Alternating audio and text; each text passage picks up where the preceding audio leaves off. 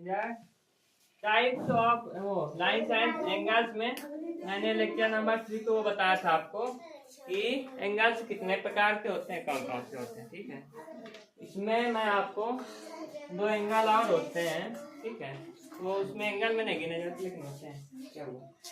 तो इसमें एंगल पहला नंबर है एंगल बाइसेक्टर। क्या होता है?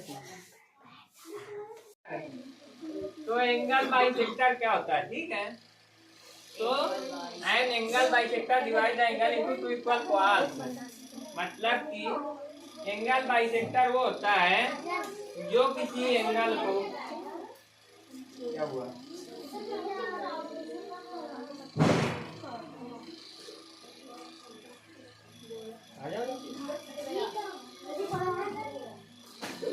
देखो, एंगल बाइसेक्टर वो होता है जो किसी एंगल को, है ना, जो किसी एंगल को दो इक्वल पार्ट्स में क्या करता है? बांट देता है। ओके,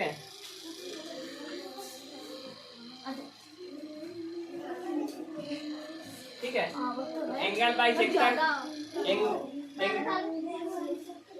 तो जाओ, एंगल बाइसेक्टर क्या होता है? दो एंगल को, मतलब कि कोई भी एंगल को दो इक्वल पार्ट्स में बांटने का काम कौन करता है?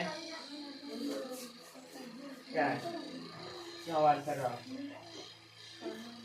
तो एंगल बाइसेक्टर दो एंगल्स को साथ बीच से क्या करना है? काटने का काम करता है बराबर पार्ट में। ठीक है, जैसे ये देखो बी एंड सी पॉइंट है, वो है। ठीक है, ये ए है, ए बी सी को ये बीच से काटने का पी और क्यू काम कर रहा है। तो ये क्या हो गया? Angle bisector. ओके, जैसे angle P O Q equal to alpha plus beta equal to 90 degree. ठीक है, इसके बाद अगली बात आती है कॉम्प्लीमेंट्री एंगल को। इसको क्या बोलते हैं? पूरक कोण। ये क्या होता है? कंप्लीट एंगल इसको बोलते हैं। ठीक है, पूरक कोण, कंप्लीमेंट्री एंगल। ये क्या होता है? Two angles whose sum is equal to 90 degree. यानी ऐसे दो कोण, ठीक है, ऐसे दो कोण जिनका योग कितना होता है? 90 डिग्री। मान लो 45 डिग्री है, 45 डिग्री ये भी है, दोनों को मिला दिया कितना हो गया? 90 डिग्री। एक एंगल ये हो गया अल्फा, एक एंगल बीटा हो गया, दोनों को मिला दिया 90 डिग्री हो गया।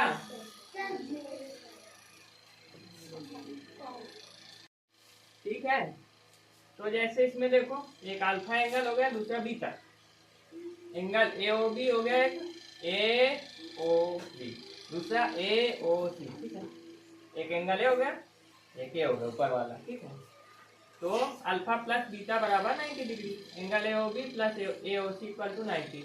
यानी ये मान लो 45 डिग्री है, ये है, तो दोनों मिला के 90 डिग्री होना चाहिए। अगर 90 डिग्री हो रहा है तो ऐसे एंगल को पूरक कोण या कॉम्प्लीमेंट्री एंगल बोलते हैं। ठीक है, समझ गया इतना? ठीक है, देखो इधर सप्लीमेंट्री एंगल या संपूरक कोण क्या होता है? Two angle whose sum is equal to 180 degree. ऐसे दो कोण इनको जोड़ने पर 180 डिग्री हो जाए। जैसे ये दोनों एंगल्स हैं, इनको जोड़ा 180 हो गया, तो ऐसे एंगल को क्या बोलते हैं? कॉम्प्लीमेंट्री एंगल या संपूरक कोण। ठीक है, एक्सरसाइज, इसमें क्या करना है आपको? प्रत्येक कोण का पूरक कोण कॉम्प्लीमेंट्री एंगल निकालना है। तो इसको निकालने के लिए क्या करोगे? 90 माइनस थीटा, जो एंगल दिया रहेगा, ठीक है, जो क्वेश्चन में आपको एंगल दिया रहेगा 90 में से घटा दोगे। जैसे एग्जाम्पल के लिए नंबर 1 है 20 डिग्री। ठीक है, पहला क्या है? 20 डिग्री, इसका निकालना है। 20 डिग्री जैसे दिया, इसका निकालना है आपको। हाँ, तो क्या होता है? 90 माइनस थीटा। ठीक है, तो आपको कितना दिया? 20 डिग्री, तो 90 माइनस 20 कितना बचेगा? 70। तो 70 डिग्री, यही आपका क्या निकल आया? कॉम्प्लीमेंट्री निकल आया। बताओ, हाँ हो गया? हाँ, ऐसे निकाल लोगे ना इनका। इसके बाद सप्लीमेंट्री या संपूरक कोण जैसे लिखना है, तो ये क्या होता है समझ लो। तो प्रत्येक कोण का संपूरक कोण निकालना है आपको।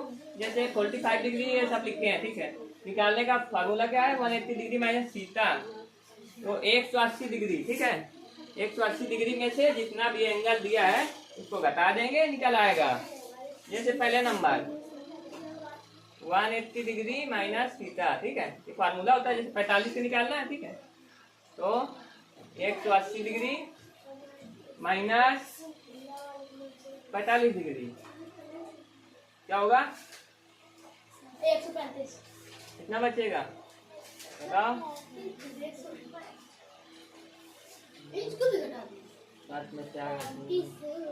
तो जो आपका कॉम्प्लीमेंट्री एंगल आ गया 135 डिग्री, कर लोगे ना? इसी तरीके से आप करिए सब,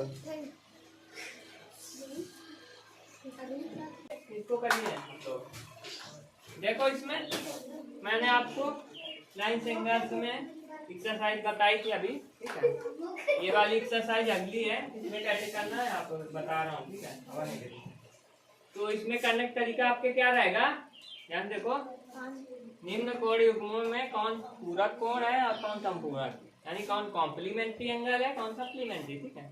कॉम्प्लीमेंट्री एंगल वो होता है जिसका कितना होता है एंगल कितना होता है 90 डिग्री, और संपूरक वो होता है जिसका एंगल 180 डिग्री होता है। इतना पता ही है ना। तो आपको क्या करना है, निम्न कोण युग्मों में कौन पूरक कौन संपूरक है ये बताना है। इनको दो एंगल दिए हैं आपको, इनको ऐड करके देखना है। अगर इनका जोड़ 90 डिग्री आ रहा है लिख देंगे पूरक कोण या कॉम्प्लीमेंट्री, और इनको ऐड करने पे अगर 180 आ रहा है तो लिख दोगे सप्लीमेंट्री या संपूरक कोण। फॉर एग्जाम्पल जैसे थर्ड नंबर में बता रहा हूँ, ठीक है। 160 और 20 स्क्वायर करो आप, 0 6 2 8 पूरा कितना हो रहा है इसका ऐड 180 डिग्री। तो ये कौन सा एंगल हुआ? संपूरक। तो आगे लिख दोगे संपूरक। अगर आपको इंग्लिश से लिखना है तो सप्लीमेंट्री लिख दीजिए, ठीक है।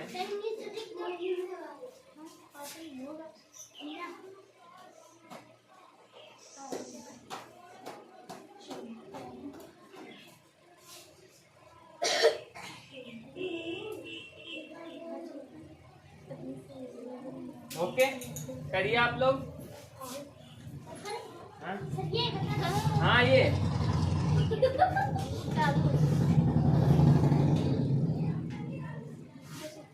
देखिए इसमें शीर्षा विमुख कोण वर्टिकली अपोजिट एंगल्स, ये क्या होते हैं?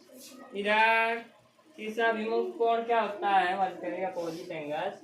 इसमें मतलब जैसे बना है कोई फिगर, ऐसे क्रॉस आपस में लाइन क्या कर रहे हैं, दूसरे काट रहे हैं, इंटरसेक्ट कर रहे हैं, ठीक है। तो मान लिया एक लाइन ये ए हो गई, ठीक है। ये इसका बी पॉइंट है, सी लाइन है, डी लाइन है, जो बीच में जहाँ पे मिल रहे हैं उसको ओ मान लिया, ठीक है, माना ना। तो जो एंगल ये वाला होगा ए ओ डी, यानी या फिर ए ओ बी ऊपर वाला मान लो, ठीक है। ए ओ बी इतना छिपा लो अभी आपके पास ए ओ बी इतना है, ठीक है। ये ठीक एक हो गया एंगल, ये एक कौन सा हो जाएगा? सी ओ डी। ऊपर वाला क्या हो गया? ए ओ बी, नीचे वाला सी ओ डी। आधा हो गया ना बीच से, ऐसे इससे काटा तो ऊपर वाला ए ओ बी, नीचे वाला सी ओ डी, दो एंगल हो गए आपके। तो ये दोनों एंगल अपोजिट है ना, इसका नाम क्या? Vertically opposite angle. एक दूसरे का अपोजिट का मतलब अपोजिट वाइज विलोम आप दिया उल्टा, ठीक है। तो ये उल्टा है ना, यानी इसको आधा छिपा लिया तो आधा इसका इस साइड है, जैसे इसको उल्टा करोगे तो इसको तो इधर आएगा ना, तो इसका अपोजिट का मतलब यही होता है, ठीक है, अपोजिट। समझ जाओ। तो वर्टिकली अपोजिट इसीलिए इसको बोलते हैं शीर्षा विमुख कोण, हिंदी में बोलते हैं, ठीक है। तो ये दोनों एंगल क्या है? एक दूसरे के अपोजिट हैं। और देखो ये दोनों अपोजिट हो गए। अब इधर से देखो एंगल बी ओ सी, ऐसे याद रखिए, एंगल ए ओ डी, ये दोनों भी आपस में अपोजिट है। वैसे एंगल को कौन सा एंगल बोलते हैं? शीर्षा विमुख कोण या वर्टिकली अपोजिट एंगल। करिए आप लोग, ठीक है। बाकी अगली क्लास में।